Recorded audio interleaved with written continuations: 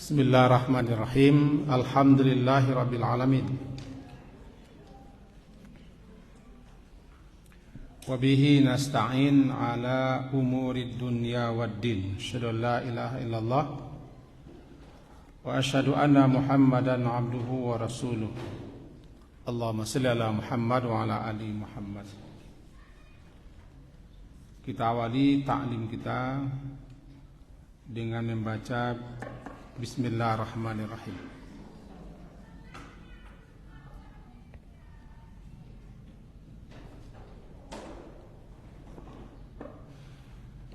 Melanjutkan pelajaran kita pada hari yang lalu, masuk kepada hadis yang berikutnya, yaitu hadis yang ke-262 dari Sahal bin Sa'ad radhiyallahu anhu qala qala Rasulullah sallallahu alaihi wasallam, ana wa kafirul yatim fil jannati hakadha wa asyara bis sababah wal wusta wa farraja bainahuma syai'a. Dari Sahal bin Sa'ad, semoga Allah meridainya, dia berkata, qala Rasulullah, bersabda Rasulullah sallallahu alaihi wasallam, ana, saya atau aku, wa kafil, dan orang yang menanggung atau memelihara anak yatim, fil jannah, di jannah, di surga, hakada, seperti ini, wa asyara bis sababah wal usta, dan beliau mengisyaratkan as-sababah, jari telunjuk dan jari usta tengah, seperti ini, wa farraja bainahuma, beliau renggangkan keduanya sedikit. Hadis riwayat Imam Bukhari dan juga riwayat Imam Muslim. Dalam kajian kita hari yang lalu, kita memahami tentang anak yatim, yang kesimpulannya adalah bahwa yang dikatakan yatim itu anak yang kematian bapaknya sampai menjelang baligh. Sebab kalau sudah baligh tidak yatim lagi. Tanda baligh itu bagi laki-laki mimpi. Mimpi dengan lawan jenis, keluar mani, itu tanda baligh bagi laki-laki. Kalau bagi perempuan datang haid atau hamil, dia itu tanda baligh. Hamil itu orang nikah umur 7 tahun, 9 tahun. Di zaman dulu kan banyak seperti itu. Nah, berarti kalau seorang anak sudah mencapai usia baligh, mimpi, atau usia 15 tahun, atau datang haid, dan lain-lain tandanya, ketika itu dia sudah tidak anak yatim lagi.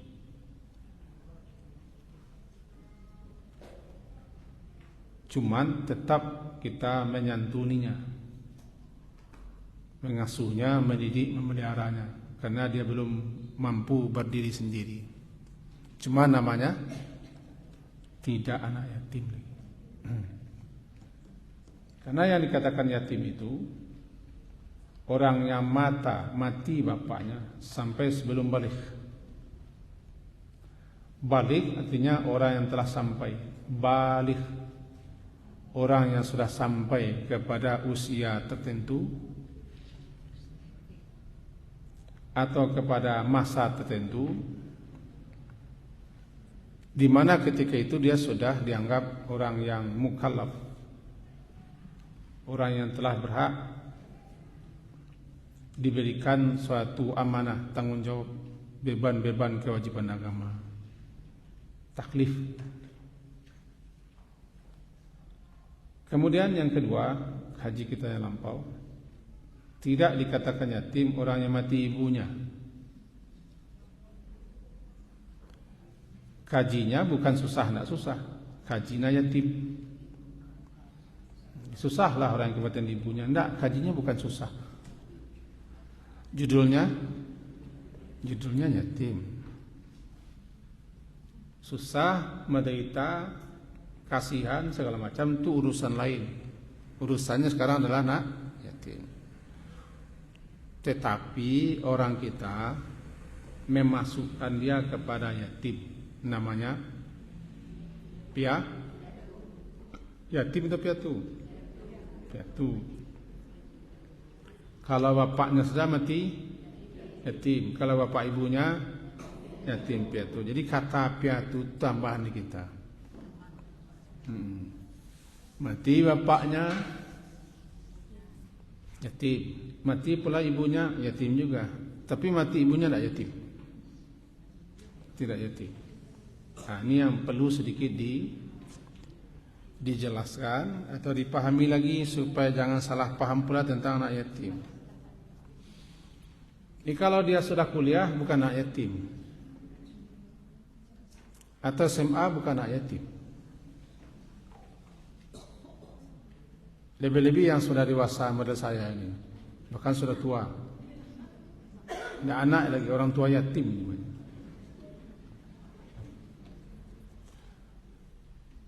Nah, kemudian perhatian terhadap yatim itu dalam Al-Quran dan hadis Nabi banyak sekali.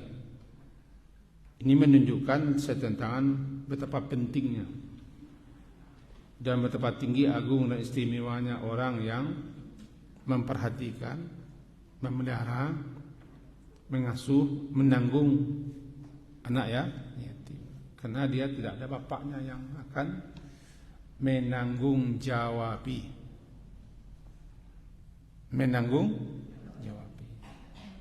Nah, sekarang kita lanjut. Kata Rasulullah, ana wa kafir. Kafir itu adalah orang yang menanggung, orang yang menjamin, orang yang melihara, namanya kafir. Yang menanggung segala urusan yang dibutuhkan, yang diperlukan oleh anak yatim. Makanannya kah, minumannya, tempat tinggalnya, pakaiannya, atau pengasuhannya, juga pendidikannya, kesehatannya, pokoknya apa-apa yang dibutuhkan, yang diperlukan, yang dihajatkan oleh seorang anak. Nah, siapa yang menanggungnya, yang menjaminnya, disebut dengan kafil.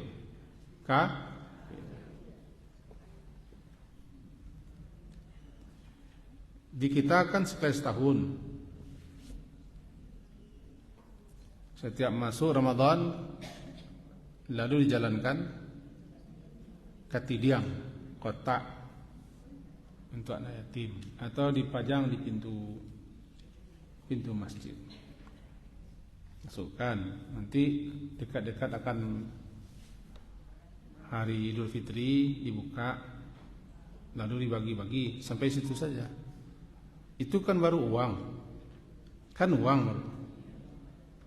Yang yatim itu bukan kehilangan uang saja, dia kehilangan bapaknya. Yang hilang siapa? Bapaknya.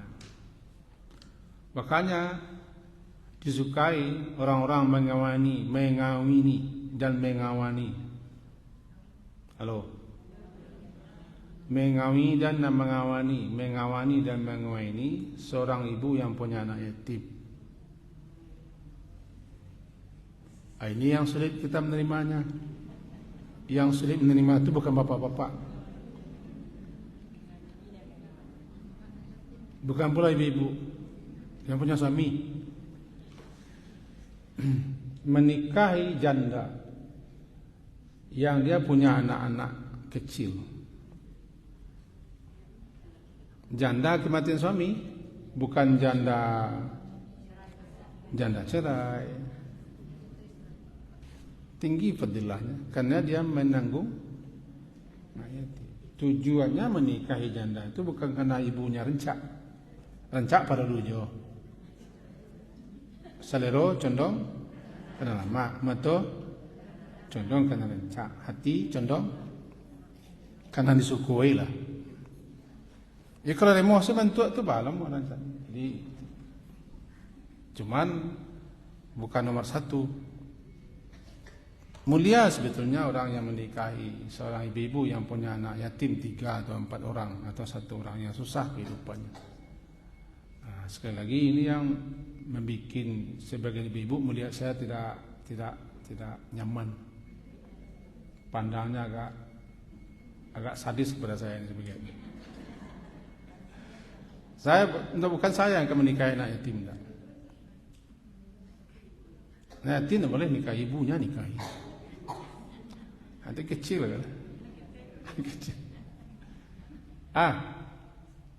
Islam. Nah, siapa yang menanggungnya? Nah, yang kafir itu termasuk semua. Apa yang dibutuhkan, apa yang diperlukan, apa yang dihajatkan oleh seorang anak yang kematian ayahnya. Jika ada timbul pertanyaan, kami di setiap bulan puasa mengumpulkan dana yatim atau kumpul sekian puluh juta, lalu kami bagi, Allah termasuk itu kafir. Senginyi. Di mana senginyinya? Bisa beli makanannya untuk sekian bulan. Beli bajunya, tapi yang lain-lainnya belum. Karena yang katakan kafir itulah apa saja yang diperlukan seorang anak. Itu satu tuh. Yang kedua, di sini itu hadis yang sangat agung ini menunjukkan betapa besarnya keutamaan, pahala atau ganjaran atau fadilah orang yang menanggung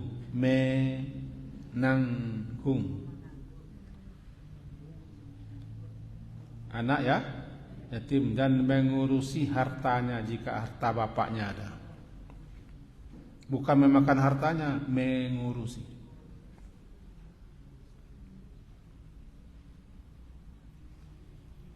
Itulah salah satu sebab yang mengantarkan orang masuk surga. Salah satu sebab yang mengantarkan orang untuk masuk surga adalah orang yang menjadi kafil. Menanggung biaya atau menanggung segala macam kebutuhan anak yatim. Dia bersama Rasulullah. Sampai Rasulullah mengisyaratkan kepada dua jari beliau, sababah telunjuk, usta tengah. Tapi beliau ringgangkan, berarti tidak dekat betul. Ringgangkan sedikit. Ini saya di surga, kata beliau. Juga berdampingan nanti dengan para nabi-nabi, para rasul-rasul, para siddiqin, orang-orang yang jujur dan salihin, orang-orang yang saleh, karena mereka lah sebaik-baik teman di alam sana. Catatan nanti juga tergantung sejauh mana kita menjadi kafilnya. Jadi kalau kita kembalikan, kita masukkan uang ke kotak, ada kotak nak yatim, so aduh di sela-sela salat tarawih jalan ke tidiam atau disorakkan, itu sudah daripada tidak. Sudah atau tidak. Cuman belum bisa dikatakan kafil. Baru membantu biayanya. Bagusnya, nah itu lebih-lebih anak yatim itu yang ada hubungan dengan kita, ada hubungan qurabah, kedekatan dengan kita. Mati ayahnya, kita bawa ke rumah kita, dan jadilah rumah kita menjadi sebaik-baik rumah, rumah yang diberkahi, rumah yang dirahmati, rumah di mana berlimpah-limpah nikmat Allah Subhanahu wa taala. Dibawa ke rumah kita karena bapaknya adalah karib kita, dibawa. Kemudian dijaga, dipelihara dengan baik-baik. Maka jadilah rumah itu rumah yang sangat-sangat diberkahi Subhanahu wa taala. Itu dia. Maka yang paling dituntut untuk bertanggung jawab untuk sebagai kafilnya orang yang paling dekat. Contoh, mati bapaknya, maka bapak-bapaknya, Pak Uncu, Pak Ngah, Pak Dang dan Pak Wu. Ini kalau dua Pak No, dia tiap pada orang kayaknya kan Pak Wu cek, Pak Dang cek. Kalau dua di bawahnya, Pak Ite cek, Pak Uncu cek. Kalau dua tengahnya, Pak Ngah cek, Pak Mangah cek.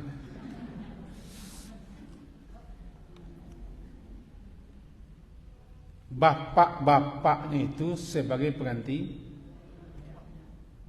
kan dia jadi wali.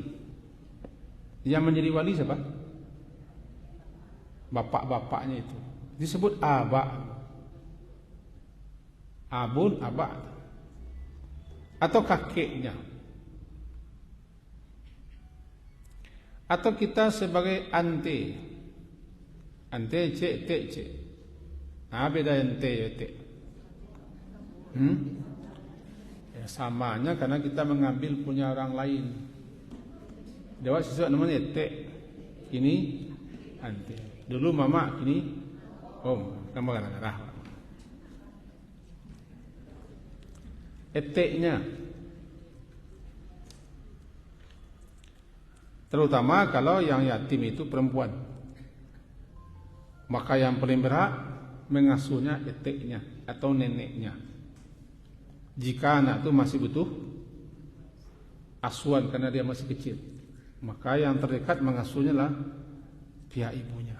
Nah, ini namanya hadanah, hak asuh. Jadi kalau seseorang kematian ayahnya atau kematian ibunya, ada nanti namanya bab hadanah, hak pengasuhan. Berbeda nanti kasusnya. Kalau yang mati itu ibunya,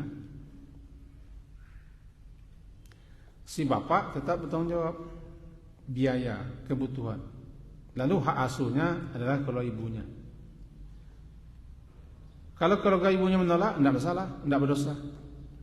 Maka si bapak harus mencari ibu asuh atau yang akan mengasuh istrinya atau tidak, terserah diasuh. Nah, ini yang kadang-kadang di sebagian orang dan di orang sebagian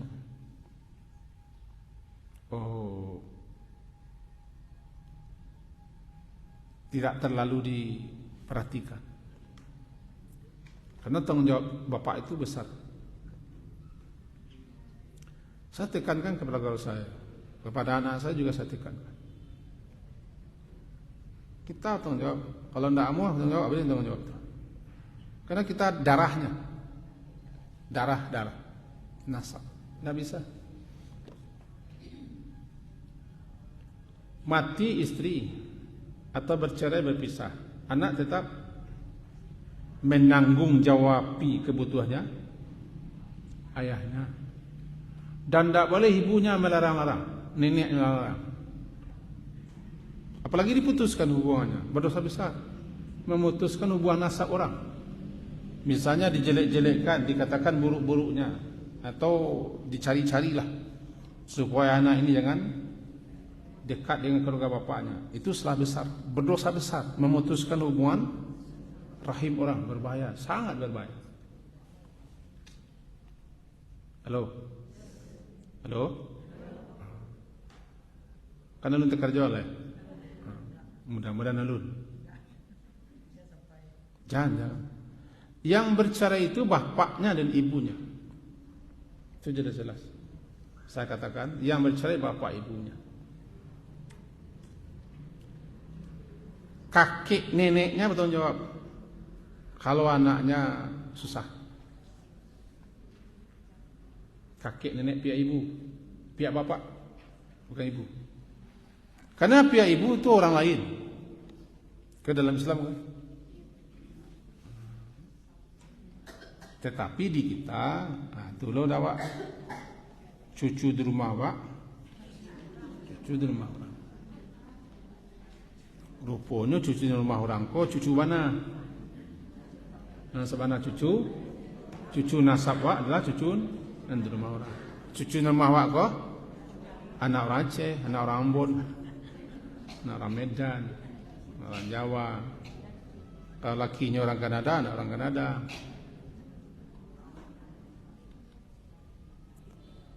Halo. Jalan. Kok payah awak menerimanya tapi harus disabut. Harus disabut. Ya bah nak dakik awak apa? Awak ada dakik itu ya. Di rumah orang kepanjang itu nak dakik oleh. Apaknya kau harus acok membawa ke rumah awak supaya dakik awak harus acok mencaliaknya. Kan cucu awak. Mati apaknya? Saya tanggung jawab. Itu kakek neneknya. Kalau nak ada apa-apanya kakek neneknya. Tak mampu apaknya bagi bayar. Kakeknya kalau kakeknya mampu. Atau om apa-apanya. Itu tanggung jawab itu. Membantu namanya. Kalau ini yang tidak dipahami, tidak disadari, kita bisa berkecemburuan nanti. Entah cucu orang bagai cucu awak tidak. Macam cucu orang bagai nan cucu awak sia. Tentu jalan nan cucu awak sia.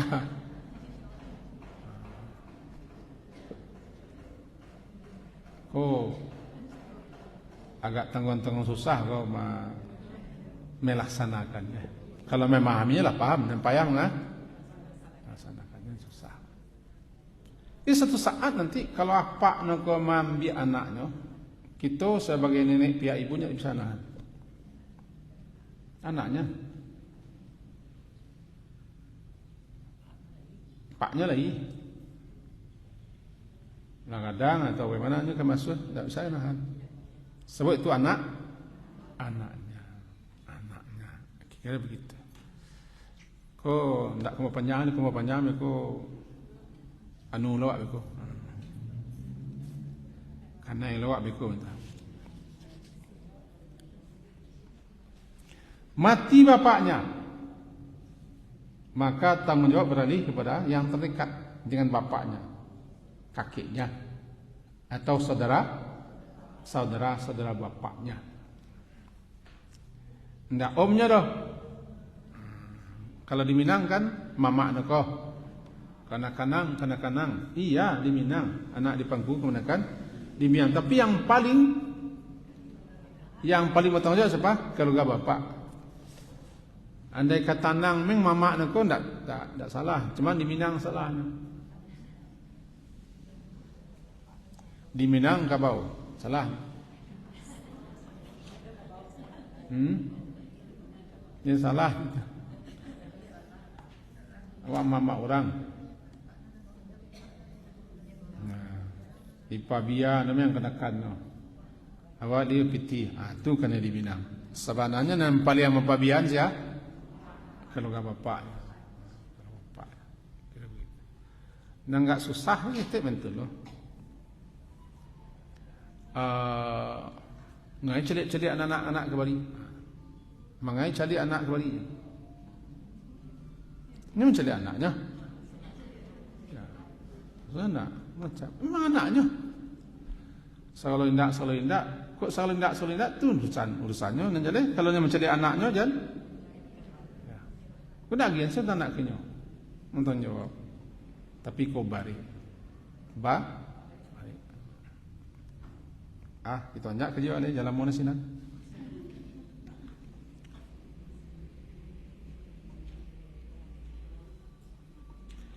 Keutamaan yang disebut oleh Rasulullah yang bunyinya ana wa kafilul yatim fil jannah, saya dengan pemelihara, pengasuh atau penanggung anak yatim seperti ini di surga, itu berlaku kepada hal yang seperti tadi. Bukan hanya sekadar mengasih uang atau sekali-sekali dikasih belanja, bukan. Itu iya berpahala, punya fadilah, punya ganjaran, punya balasan, iya. Tapi yang dimaksud dengan kafil bukan itu. Bukan itu. Nah, syukurlah sekarang banyak yayasan, banyak organisasi-organisasi yang menampung anak yatim, mereka cari orang-orang asuh segala macam.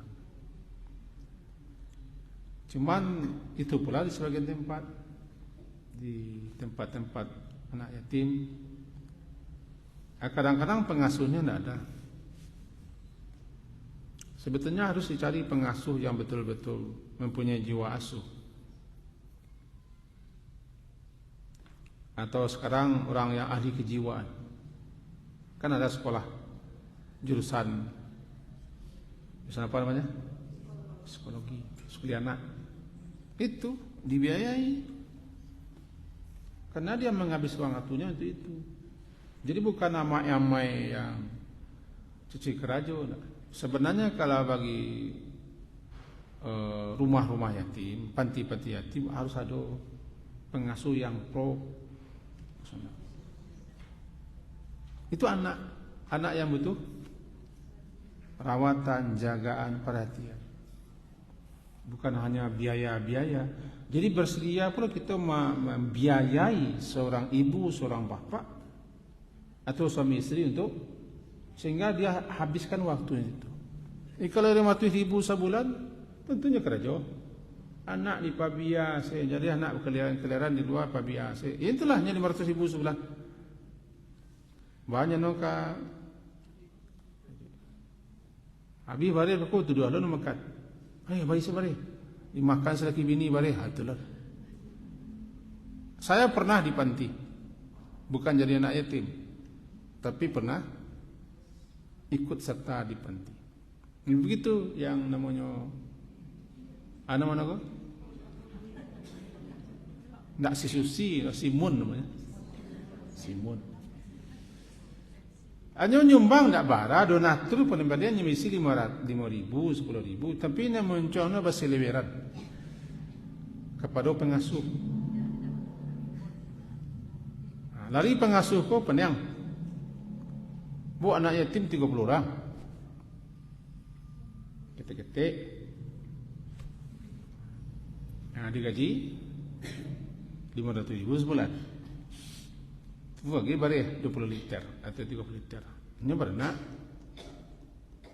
Kok pandai bagi-bagi saya pengurus. Ini banyak macam. Dia pernah mencari orang tergitu. Jadi saya mencoba sebentar apa? Itu kikir rupanya. Tidak pas mana deh, jangan pas mana. Kemudian menanggung anak yatim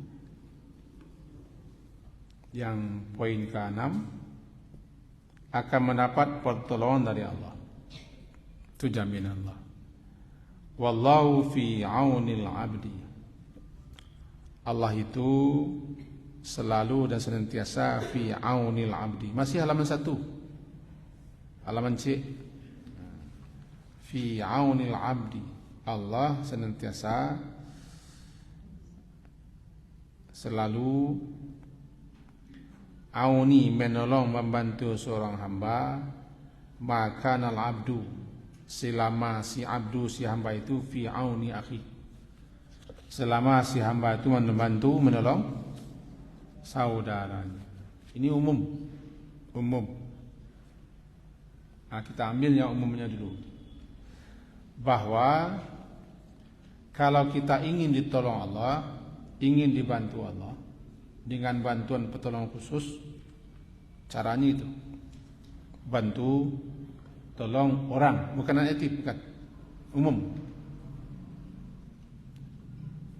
Jika kita ingin mendapat pertolongan, mendapat bantuan, mendapat kelapangan, mendapat kemudahan, maka bantu, tolong, mudahkan, lapangkan, ringankan orang lain. Dengan cara begitu kita memancing. Kalau kita ingin memancing ikan, harus kita berkorban untuk mencari umpan. Kadang-kadang umpan ikan itu ikan beloh. Kalau mancing laut, umpannya ikan loh. Ini untuk memancing bantuan Allah, pertolongan Allah, kita harus mengasihi hamba Allah. Irhamu man fil ardi. Kasihi yang di bumi, nanti yang di langit akan mengasihimu. Yarhamkum man fis sama. Berarti tolong, bantu, lapangkan, mudahkan, ringankan perhatian orang-orang yang butuh bantuan di muka bumi, nanti yang di langit akan mencurahkan bantuan. Tidak ada orang yang suka bantu itu yang susah. Tidak ada. Umum. Apapun bentuk bantuan, apapun bentuk pertolongan, apapun bentuk bantuan, apapun bentuk pertolongan, bisa saja mengasihnya jalan atau menunjukkan jalan, meminjamkan MB atau meminjamkan sabit petah, sapu, gerobak, pisau, atau memang minta bawang perai. Bawang perai dimintanya bagi lu kan susah. Bawang perai, seledri, ini kemasak nasi goreng, harga nasi goreng, seledrinya habis, tak, lagi salah. Aku minta kemintaan beli, jangan itu. Mudahkan lapangan, suka membantu, suka menolong. Kalau ingin dapat, nah, itu umum. Apalagi yang dibantu itu adalah anak yatim yang sungguh-sungguh mendapat perhatian istimewa. Secara umum, kalau kita ingin dibantu, dilapangkan, dimudahkan, diringankan oleh Allah, sering-sering membantu, memudahkan, melapang orang. May yassara yassara Allah. Siapa yang memudahkan, Allah mudahkan. Dan Allah selalu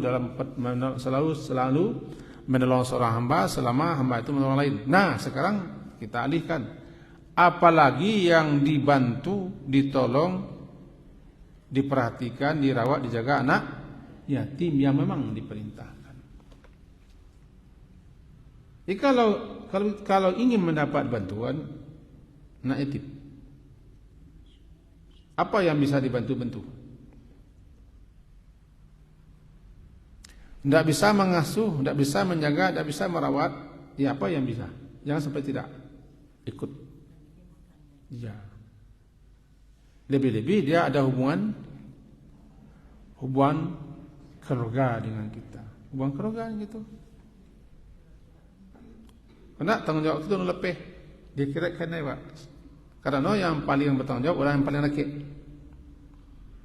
Tak makan dia, terlunta-lunta, tak sekolah dia, sakit dia, susah dia. Nak yatim, ya ibu-ibunya susah. Sementara tetangga-tetangganya, family-familinya, lagi dalam kecukupan. Yang paling dulu kan Aisyah.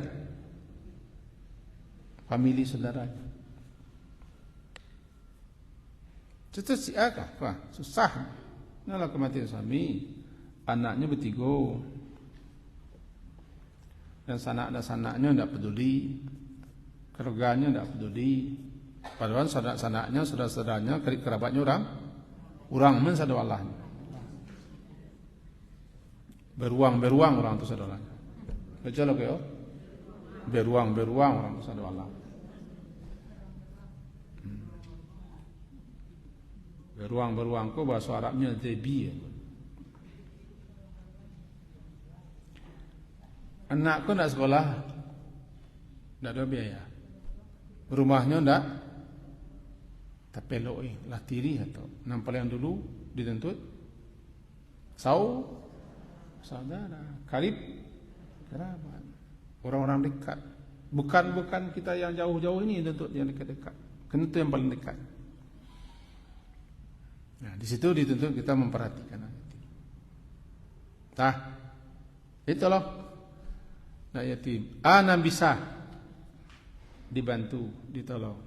Nah, secara khusus kami lah menyampaikan makasihlah kepada kita yang ikut menjadi donatur untuk anak-anak yatim dan anak miskin. Sebab dengan cara itu kita bisa membantu biaya pendidikannya, membantu biaya pengasuhannya yang itu. Makasih secara khusus kita sampaikan, didoakan kepada Allah. Mudah-mudahan kita yang suka menolong membantu itu mendapat kelapangan, kemudahan dan pertolongan daripada Allah. Amin. Bukan hanya menolong, bahkan balasan itu Allah nampakkan dengan cara bahwa memperhatikan anak yatim itu sebetulnya bukan menderita, bukan susah, bukan habis yang kita miliki, bahkan kita mendapat berkah, mendapat manfaat. Walau hanya sekedar menyentuh, mengusap, membelainya, dapat manfaat. Ini dia hadisnya. Dalam hadis Abu Darda, semoga Allah meridai Abu Darda. Kata Abu Darda, salah seorang sahabat yang terkenal, atan Nabiyya sallallahu alaihi wasallam wa rajulun yashku kaswata qalbi. Datang seseorang menemui Nabi. Yashku, dia mengadu dan mengeluhkan kaswah. Kesat hatinya, keras. Kasih karih hati, kasang saja. Kaswata qalbi. Kata beliau menjawab, atuhibu ayyalina qalbuka. Apakah engkau ingin hatimu supaya lembut dan lunak? Yalin, lembut, lunak.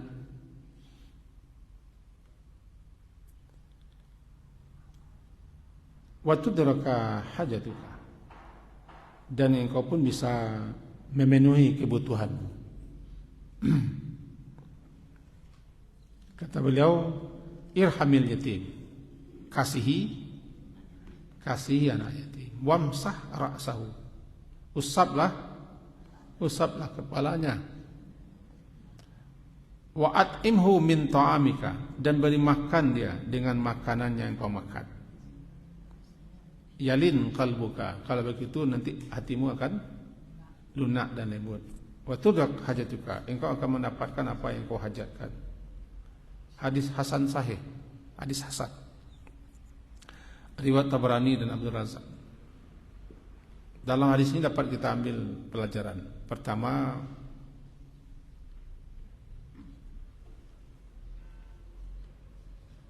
hati itu mempunyai sifat. Ada hati yang lunak, lembut, ada yang kebalikan, keras dan kesat.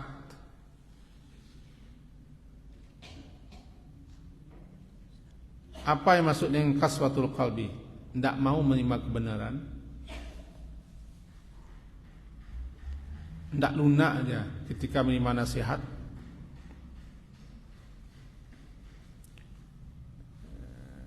Ndak tenang hati itu.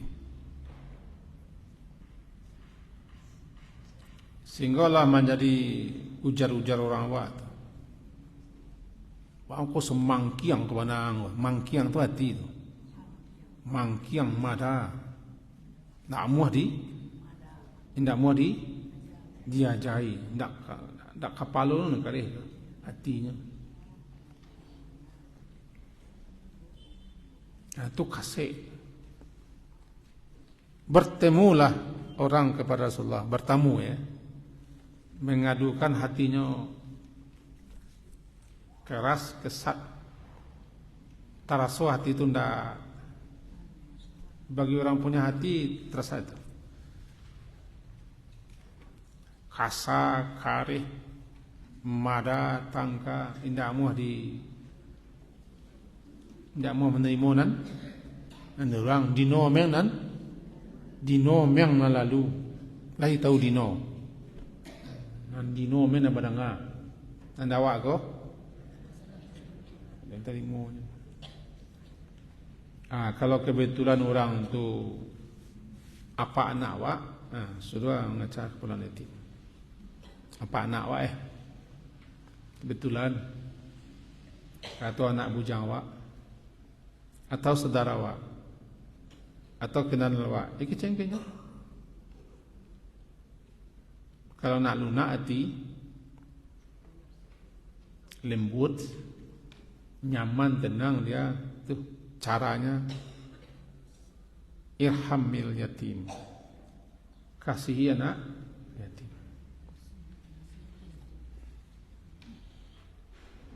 Dengan cara begitu lembut hati. Sapu kepalanya, usap-usap kepalanya.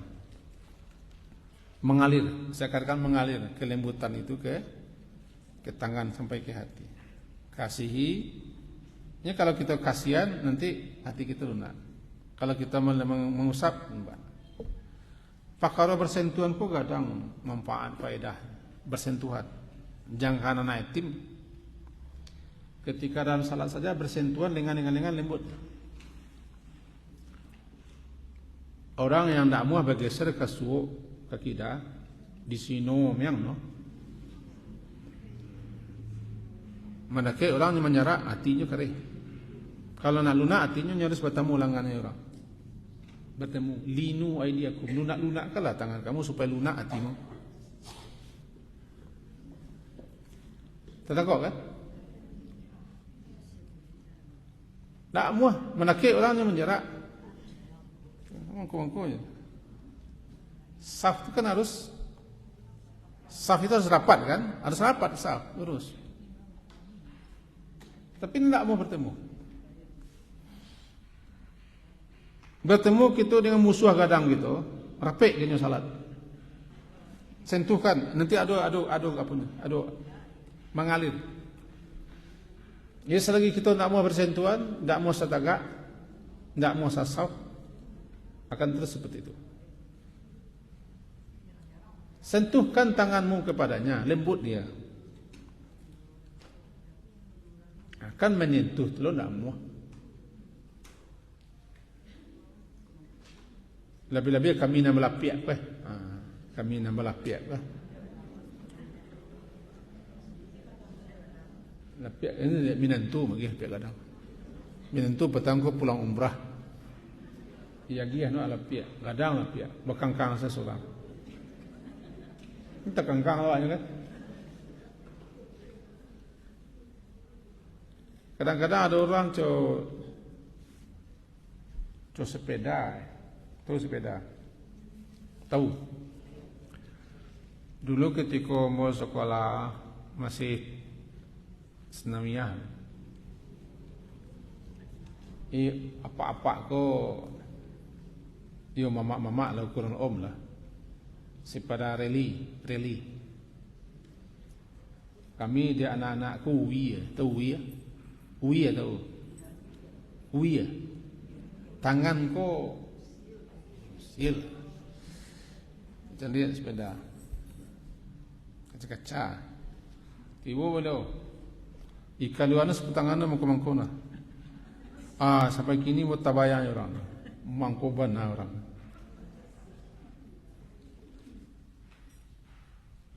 Contohnya, ada orang nanti kait tulung tak muah disentuh tangan dawa. Ketika salat, rasul tangan aku, langan aku rasul aku. Rasul tarasul bulu entar rasul hari. Rapian seketik nak muahnya. Entah apa-apa, entah laki-laki. Tak muah. Boleh jo, mau pandai imam. Walaupun tak tarawih. Pak, Pak. Ada yang tak muah. Tak, nyon membantu sini. Membantu sini jo. Di ibu kan ada tu.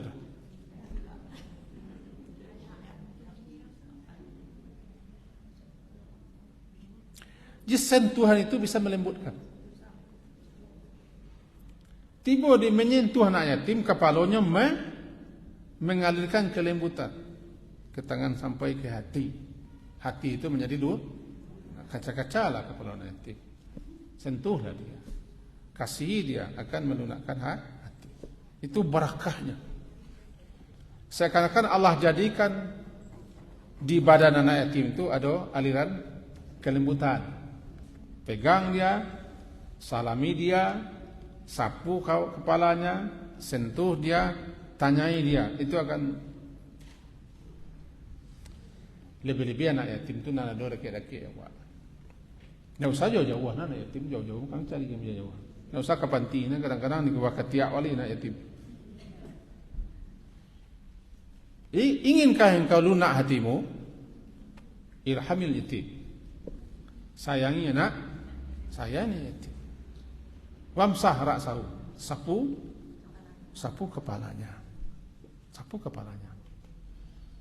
Kemudian beri makanan dia dengan makananmu. Beri makan dia dengan makan. At'imhu min ta'amika. Beri dia makanannya. Kalau sudah kau lakukan itu, yalin qalbuka. Lunak hatimu. Itu jaminannya. Dan bahkan hajat-hajatmu bisa terpenuhi. Karena melalui menyayangi, menyentuh anak yatim, bahkan memeluk anak yatim itu seakan di situ sebagai sarana untuk terkabulnya hajat. Jadi orang yang kamari tasumbe tapako tahalang tambe, bercolak ya. Kamari tapako tasumbe tahalang tambe miang nanti. Hajatnya, kebutuhannya, urusannya tak selesai. Nak yatim. Cubalah dulu. Sebutkan jaminannya. Cuba dulu. Nak yatim. Dalam hadis di bawah, hadis riwayat Imam Ahmad disebutkan, hadis nomor 22338. Man masaha ra'sa yatimin aw yatimatin, siapa yang menyentuh, menyapu, mengusap, masaha menyapu, mengusap kepala anak yatim, baik laki-laki atau perempuan, lam sahhu illa lillah, dia tidak mengusap dan tidak menyapu, menyentuhnya melainkan karena Allah. Kana lahu bi kulli sya'ratin marrat 'alaiha yaduhu hasanat, adalah setiap usapan tangannya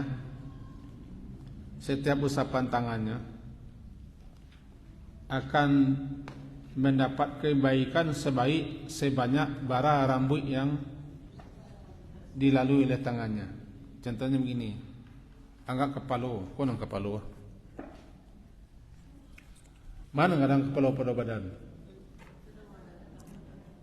Lepas. Nama itu alalai anak sebulan, ketek kaki, kepala. Sapu nya kan berkepalo badan anta marat dilewati dilalui oleh telapak tangan rambut-rambutnya, maka akan diberi kebaikan-kebaikan sebanyak yang dilewatinya itu. Ini tidak perlu harus abuaknya tuh. Kecil kepala, di bawah kepala kan ada rambut. Bukan kepala kau nak mentul kan anak yatim. Bukan kepala nak kepala apa aja. Sempuh saja. Mengecek gaul saja kasar kan. Begitu namanya berkah. Maka siapa yang hatinya kesat, yang keras, kalau bahasa juga yang mangkiang, mada, kari bana, kari tengkurak, kari kepala, suruh dia mengasihi anak yatim. Ini tak mau langsung tu, diajar-ajar. Ini kadang-kadang tiba-tiba saya tak muah lah. Tiba-tiba langsung berubah tak muah. Diajar-ajar membawa anak yatim. Diajar-ajar beliau nang karehku untuk memberi peti segala macam. Lama-lama dakik anak yatim itu lah sayangi, sentuh dia. Itu akan menularkan kelembutan ke dalam hati. Kalau menyentuhnya saja sudah begitu, apalagi memeliharanya, apalagi menanggungnya, maka mengalirlah kauran itu berbagai macam keberkahan, rahmat dan rezeki. Sebagaimana hadis di bawah, khairu baitin fil muslimin, sebaik-baik rumah fil muslimin, di kalangan orang muslim. Baitun adalah rumah yang fihi, yang di dalam rumah ceko ada yatim, ada anak yatim, yuhsanu ilai, yang diperlakukan dengan baik. Sebaliknya wasyarru baitin, seburuk-buruk, sejelek-jelek rumah di kalangan kaum muslimin adalah baitun, rumah yang di dalamnya ada anak yatim tapi yusa'u alaih, diperlakukan dengan buruk.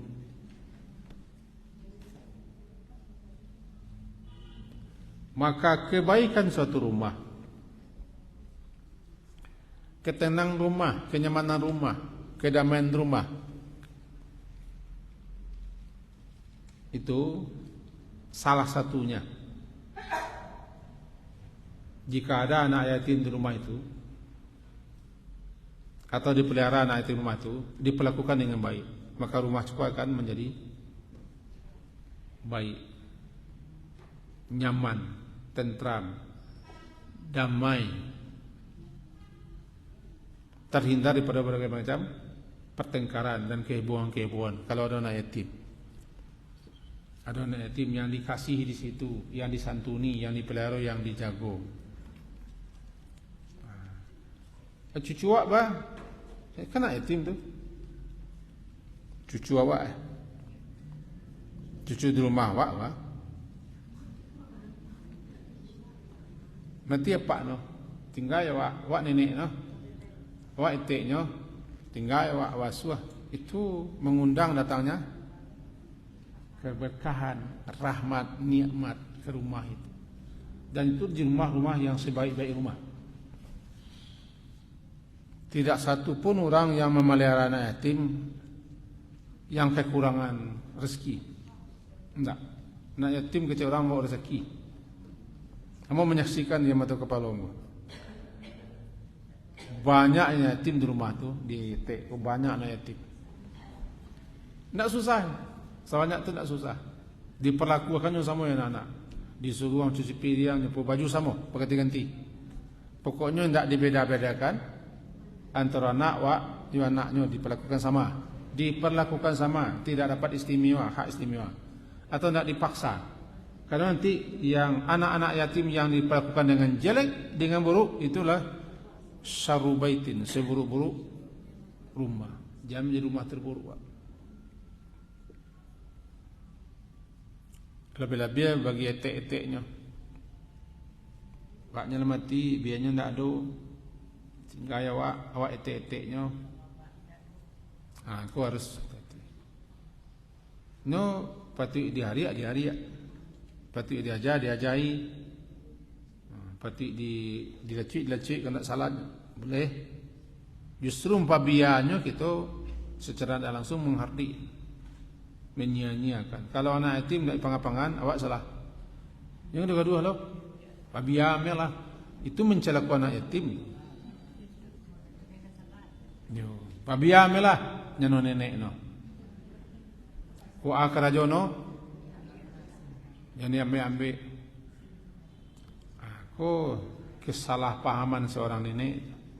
Nenek mulai koko sebenarnya membuat anak yatim juga jahit lagadang nyamanjo supir yang ndak nyapu rumah ndak karajo ndak sanang-sanang akan ndak no di pelape di oro aku menayo anak yatim ndak ketiko tu doh lagadang ketek tanjo-anjo kadang tabau-bau lagait tabatido lamati masuk kubu, masuk pesaro. Dia masuk neraka, masuk pesaro. Capek nak ke neraka. Dibawa. Jadi mati masuk pesaro. Lakukan dengan baik. Dalam beberapa riwayat disebutkan begini. Walaupun hadis kau ada yang mengatakan lemah. Ada yang mengatakan lemah.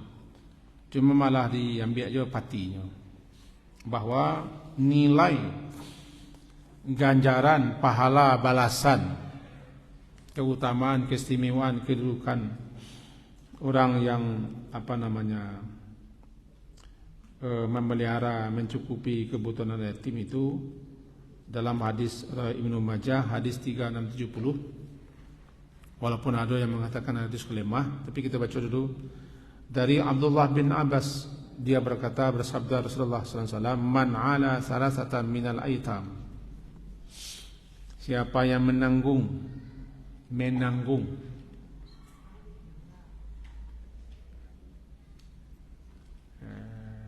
dan mengurus 3 anak yatim, maka kaman qama lailahu, orang ko diibaratkan orang yang melakukan salat malam, tiap malam. Wasama naharahu, dan seakan orang ko sama dengan orang berpuasa sepanjang siang, walaupun tak puasanya.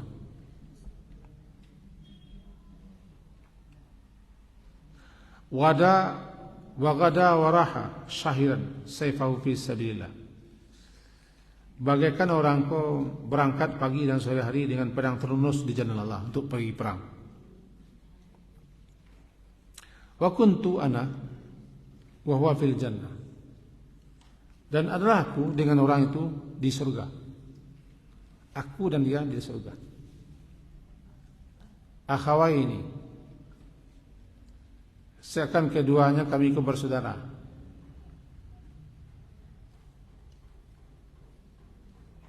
Lalu beliau menempelkan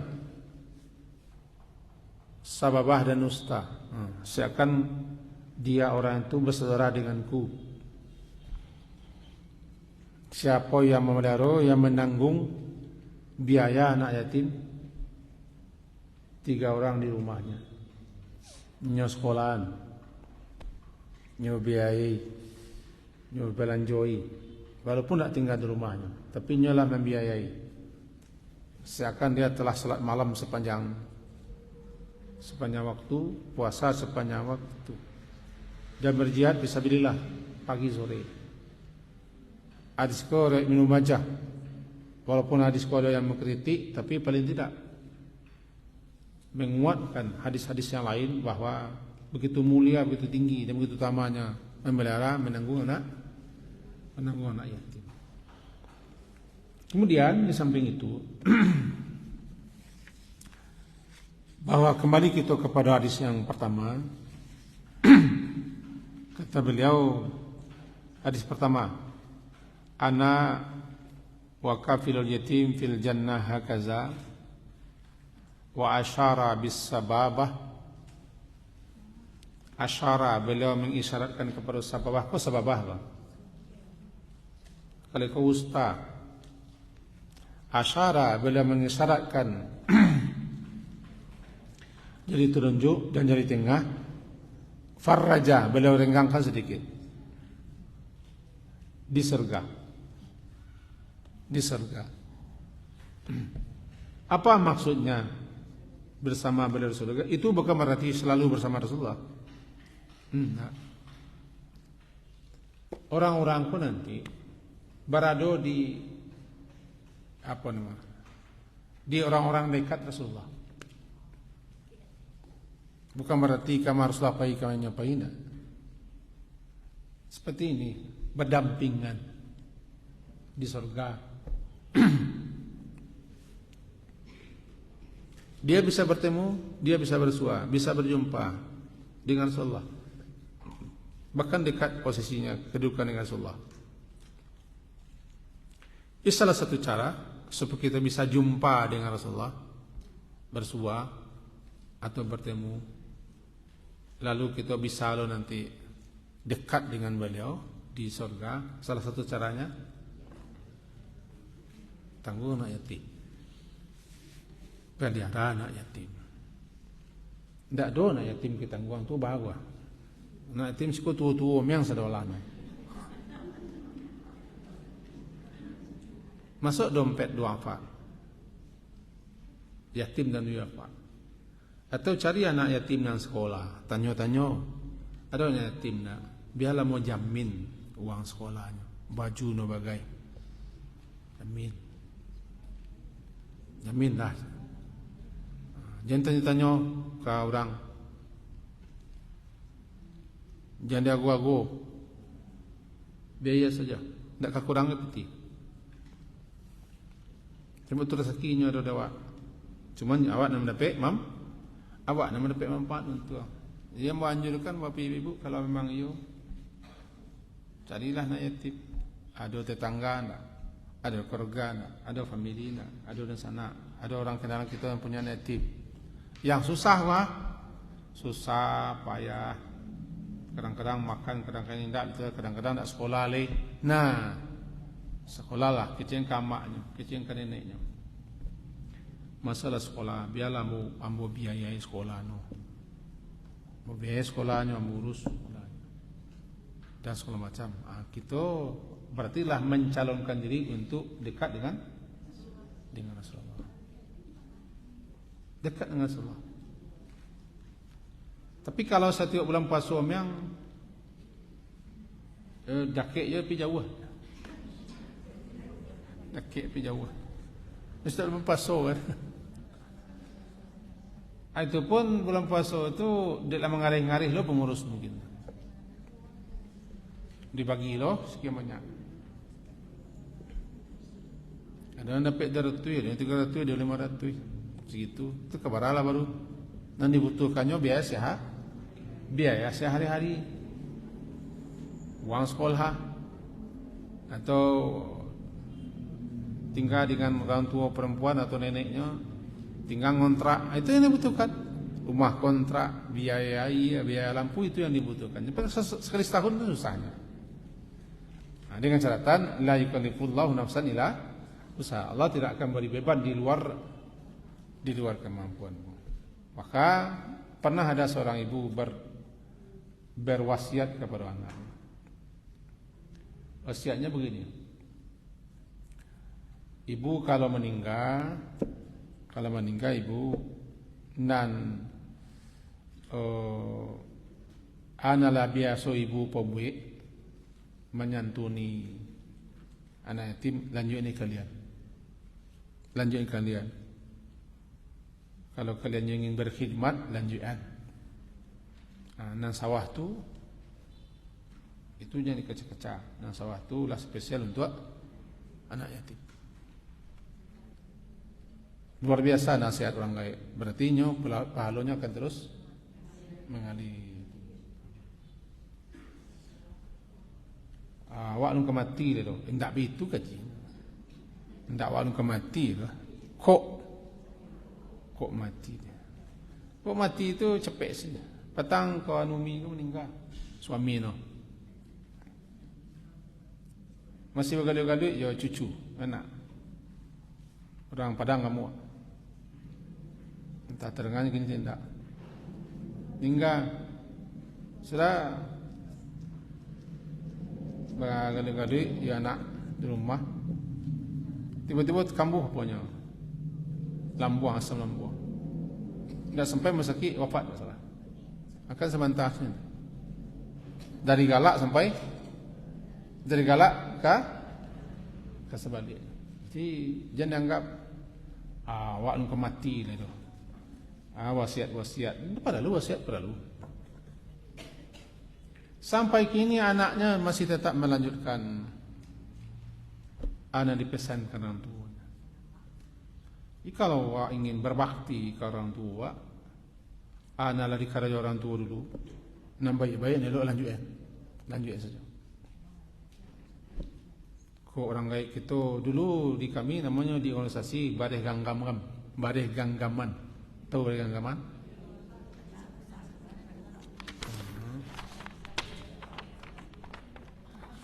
Mana tu? Kok? Biar Ganggam. Balanjuan dia anak-anaknya. Untuk surau sebab di surau wakwah pakai awak surau wakwah do mendanai anak yatim ada mengaji yang enggak maka dia lanjut dari ganggaman sampai kini Asia kabunnya masih sebagian untuk kepentingan. Jadi apalagi anak yatim supaya terus kita mendekat dan menjadi orang dekat Rasulullah setelah kematian. Orang di seberang kematiannya adalah bertemu-temu dengan Rasulullah. Orang setelah kematiannya adalah bertemu-temu dengan Rasulullah, ruhnya. Ruhnya. Orang-orang yang istilahnya orang-orang siddiq, orang salihin, itulah mulai bertemu-temu dengan ruh yang orang-orang mulia di alam sana. Sebab ruh itu kan bertemu-temu loh. Dikelompokkan di kelompok-kelompok yang mulia. Maka itu bagus dilanjutkan. Kalau alun lain rintislah kini. Si anak yatim, si orang susah, biayailah. Bantu barang yang bisa dibantu, bantu barang yang bisa dibantu. Supaya kita bisa mendapat berkah, manfaat, faedah dan juga bisa menjadi orang dekat Rasulullah sallallahu alaihi wasallam. Barangkali itu kaji kita. Ya, silakan.